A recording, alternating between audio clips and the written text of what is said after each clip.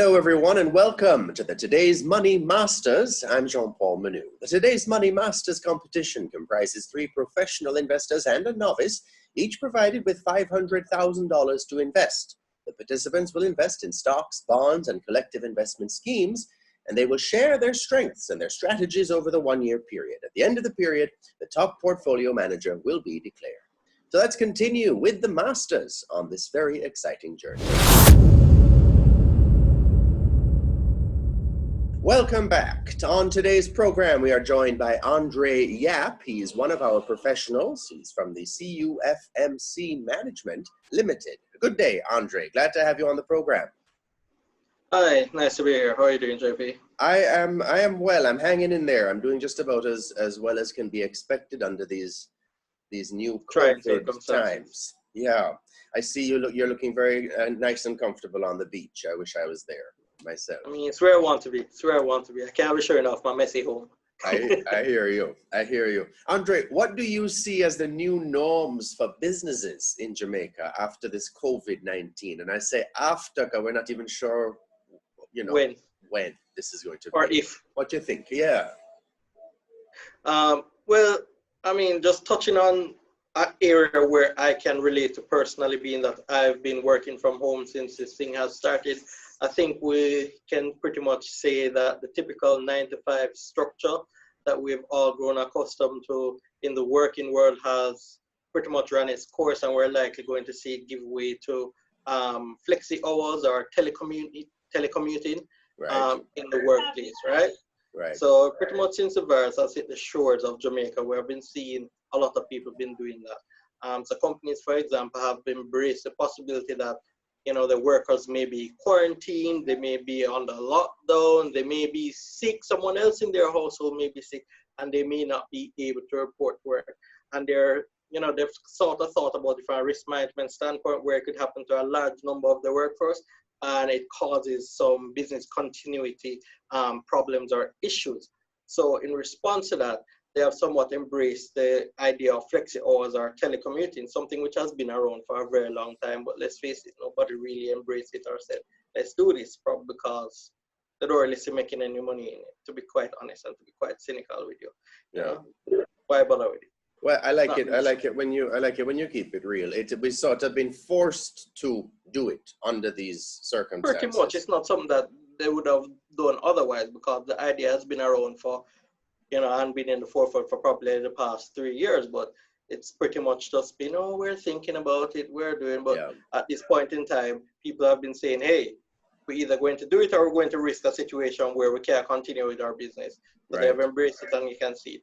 My company, for one, which I'm very grateful for, has been talking about this and has been making their plans since 2019. So when this thing came up, it wasn't that big of a transition for us, and I'm one of the fortunate souls who's able to work from home, and I'm very grateful for that, given my personal circumstance where my household consists of high-risk people.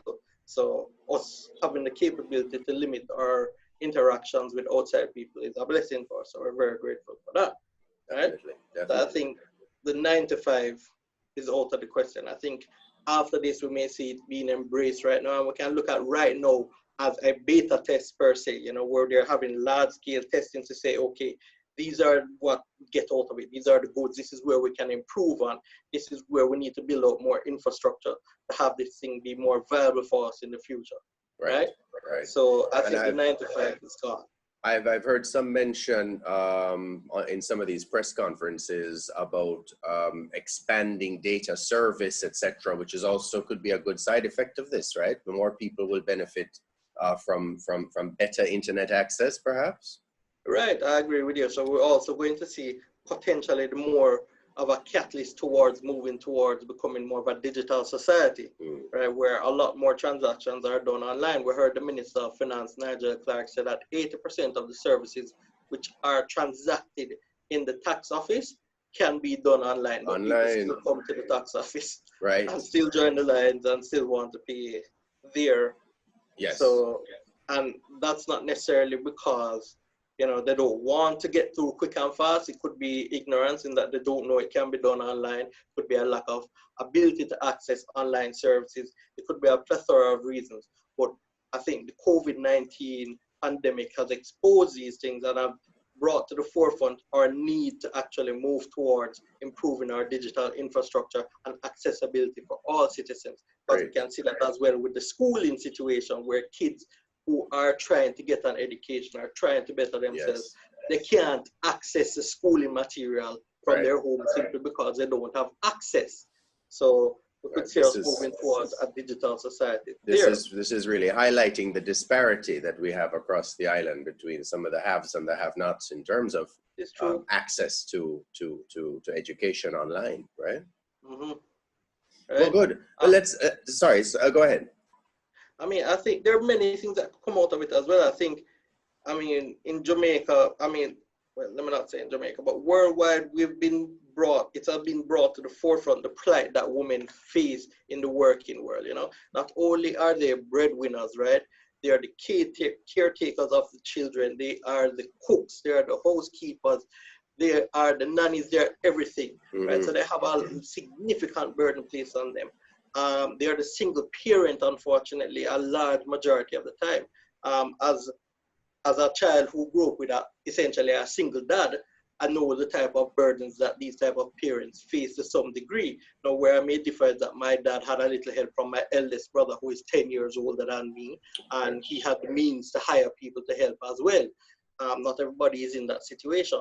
And what a telecommuting environment, which I was speaking about earlier, it provides flexibility for workers. A survey was done in the US where it says that 31% of women who left the work world after having children were less than 18. They had to leave, or they opted to leave because of the lack of flexibility. I'm sorry about that, man. The lack of flexibility in the work world. It wouldn't provide them with the flexibility necessary for them to excel at work and to also provide the support needed for their children. So I think this work from home provides a flexibility which could enable women to have a more equitable place in the working environment. Now, I'm not saying this will solve the societal issues and the inequities there, but it helps in some ways for, put it frankly, the most determined to rise to the top.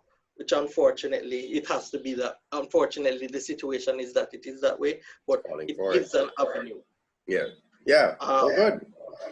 It sounds like excuse me. It sounds like a baby step, and it's a step in the right direction. It's a very small step, but it's a step in the right direction, as you just said. I think that companies, by and large, are going to have to become a lot more data dependent now. So essentially, a lot of the time where companies make decisions, it's made on basis of their own customer base or anecdotal data, as opposed to a market-wide data. So for example, if you're in the banking industry, you'll have data relating to your customers, but your customers don't necessarily represent the whole of the banking customers altogether. So for example, my bank may cater to old people, and the results that I get from catering to old people is that they love the fact that the banks are open and I have 1 million tellers and I don't have online services. But another bank which caters to other people may be like, we want online services and so forth. So how do you attract new customers if you are getting data from the same subset of people that have the same set of feelings? While there may be a larger subset out there, that feels differently, but you can't attract them because they don't have the data on that. They're not. They don't really know. So I think companies are going to become a lot more data dependent going forward. And I think that one of the main things that will come out of this, or should come out of it, I think companies will begin looking more at rural Jamaica. I mean, I think the shutdown of St. Catherine has opened their eyes to the need for geographical diversification. I mean, most of businesses are concentrated in St. Andrew, Kingston, St. Catherine. Rural areas, for the most part, are neglected. I think if they actually look at it now, they'll see that, hey, we'll probably have a huge risk from geographical concentration, and they may look towards expanding out of this area. Okay, nice. And then people who live in Mandeville, etc., Maypen, who drive in every morning, might benefit from this, might be able to work from home. And this sounds like it's kind of auguring well for our economy, perhaps. I wouldn't paint it with such a positive brush. As I said a number of times, I'm a cynic, so I tend to err on the side of caution and the negative. All right. Well, I like that about you. You're keeping it real for us. Let's bring it back to the competition, Andre. Which stock do you think in your portfolio could benefit most, if we could use the word benefit, from this COVID-19 thing? None. Nothing. Really? None.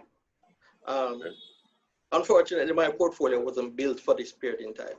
Wow. Right? My portfolio was built for a boom period, and I think it's pretty much a foregone conclusion that we're approaching a recession right now. And I say foregone because we don't have the data to confirm it yet. I think most people would agree that the first quarter is likely to be a decline. From the data that we have, the last one was the third quarter of last year.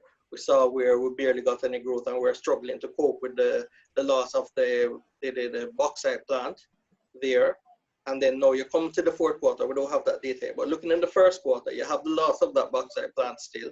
You have tourism essentially dead because we have no flights going out or going in. We have no Airbnb rentals. We don't have any hotels out there. So that sector of the economy is gone. You come into the second quarter now, which is April going forward. We still have hotels, the tourism industry pretty much dead right now. We're looking at agriculture where farmers are essentially producing but have no market to actually bring these goods to. Right. So right there we have a downturn. So it's pretty much a foregone conclusion that we're going into a recession. If you look at my portfolio, right? My portfolio right now, the majority of it is geared towards boom type, are geared towards performing well in a boom economy. So if I look at it, 50% of my portfolio right now are in the financial sector. Financial sector isn't one that people generally invest in when you see a recession coming. Right. You know, the other 20% of it is in conglomerates, and quite frankly, maybe it's not really 20 because Panjam is kind of on the financial side already as well. So it's kind of more than 50%, right? You look at the other conglomerate, which is JP, it have European exposure. COVID is big in Europe right now. So how are their sales doing in the Netherlands, in Europe? How are the ports doing when, you know, we have supply issues where people are out sick, they're not producing as many goods as possible and they're not exporting as much. I read an article yesterday that said that the US is in danger of having meat shortage because workers are out sick and because of quarantine orders, they're not able to process and butcher the meat as quickly as possible. In those plants, right? As they used to, yeah. So, and that's just meat. That's an essential. We're not talking about non-essential, like, you know, a nice shirt. I think it's a nice shirt. A nice shirt, or, you know, something of that sort, or an electronic device. We're not talking about the non-essential goods. That's an essential there. Right, that's having supply issues. So how are the ports going to be performing? You know, how much goods are they receiving coming out of China, coming out of the US? How is the import export? Don't know. Then you look at my Fantana. That's not necessary retail as well. It has some necessity in that the pharmaceuticals. Sure. Pretty much the entire second level. If you've been to a Fantana store, the entire second level of the ones that I've been to are pretty much houseware. You know, your nice bathroom mat, your shower curtain, your niceties. The things that are luxuries, these are necessities. Aesthetics. What are they selling right now? Right. So my portfolio wasn't built for this. It wasn't built for this. So to keep it real with the people, this is not the portfolio you want when you see a recession coming. Right. All right, Andre, we need to take a quick break, and then we'll have more after this. Okay, so more with Andre Yap. You're watching the Masters competition. André Yap from CUFMC Management Limited. More after this.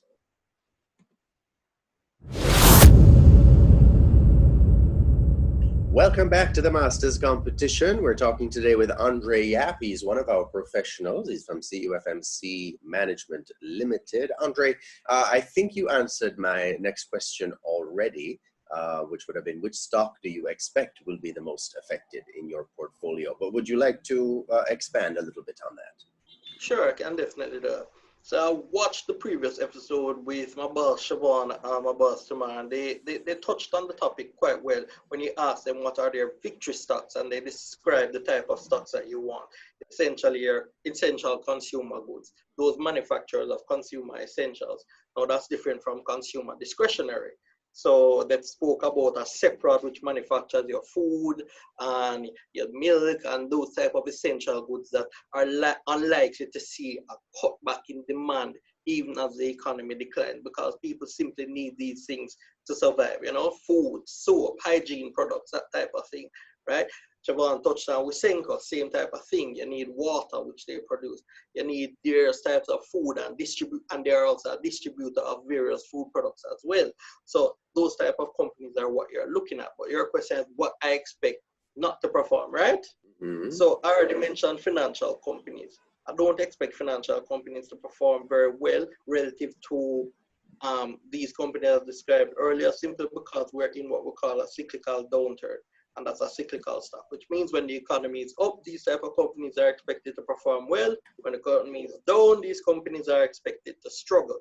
Now, the reason why financial companies are expected to struggle, if you look at it from a subsector by subsector by subsector basis, we're looking at it at a banking or a credit level, right? So it's a banking level now. All of a sudden, people are losing jobs because essentially the economy is in a downturn. And normally a recession is coupled with rising unemployment. They have loans out there. All of a sudden, they can't collect on these loans because people are no longer employed. They can't service these loans. Likewise, people aren't employed. They're not confident about the economy. They're no longer demanding loans. So interest income is gone. It's dead.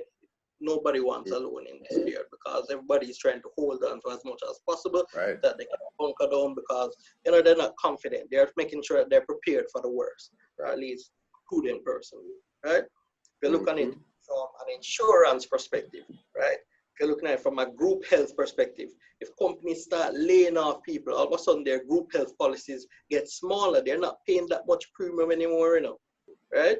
So insurance companies might struggle right there. However, when you look at it from a general insurance perspective, sure, they should be better off because legislation requires insurance, legislation and contractual obligations. So for example, right, if you have a car on the road, it needs to be insured. But guess what? Some people may move from comprehensive to third party. Right? If you have a mortgage, the property your mortgage needs to be insured, theoretically, because there are going to be people out there who aren't paying for the insurance and who are, you know, operating as usual.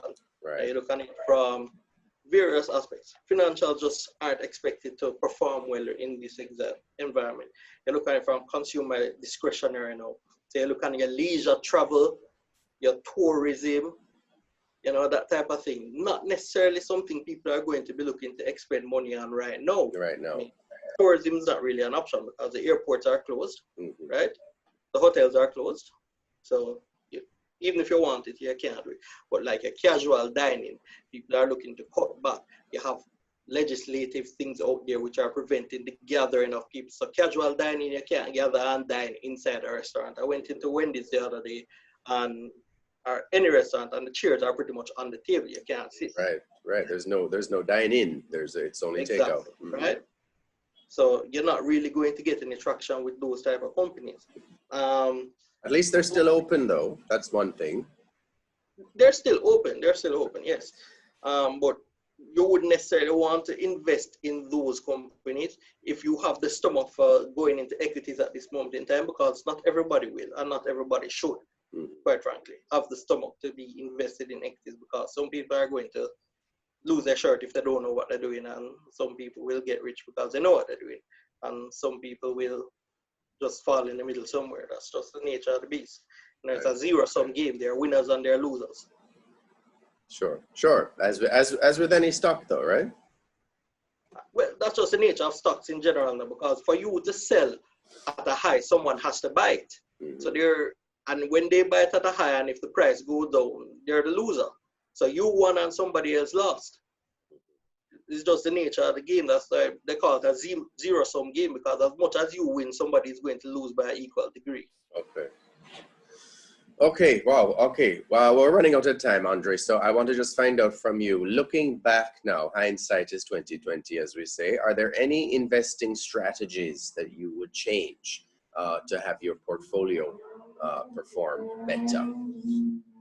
I mean, you hit the nail on the head. Hindsight is 2020. I mean, knowing what I know now, if I knew it then, I mean, the simple solution for me is to just throw everything inside of a fixed income fund. I'd be laughing right now. I wouldn't really be up much, but I'd be laughing. I wouldn't be down. You'd be ahead. So that's one strategy. I mean, I could have also have actively managed the portfolio as opposed to semi-passively managing the portfolio. So I could have been looking for trading opportunities on a daily basis as opposed to, as I said, semi-passively managing it. But we have to also think about the feasibility of it, of all of these things. I work a 9 to 5. My devotion and my time should be given to my job during that period. The market is open in the same time as when I'm supposed to be working. Can I actively trade a portfolio while at the people that work and do the work properly and give it the right degree of care and thought and time that I should, and do that at the same time? Not going to happen. Not really. Right. I'm not going to risk my bread and butter. Sorry. Okay. So all right, that's fair. Would have to come first. So that right there as a strategy, it's not feasible. It don't have a feasibility to it. Okay. Right? Especially considering that my 9 to 5 does not involve me monitoring the market on a minute by minute, hour by hour basis. Right. So right. it's not really there. I mean, if I was to go back in time as well, I could have also heeded the words of one of my first bosses when I entered into the investment world.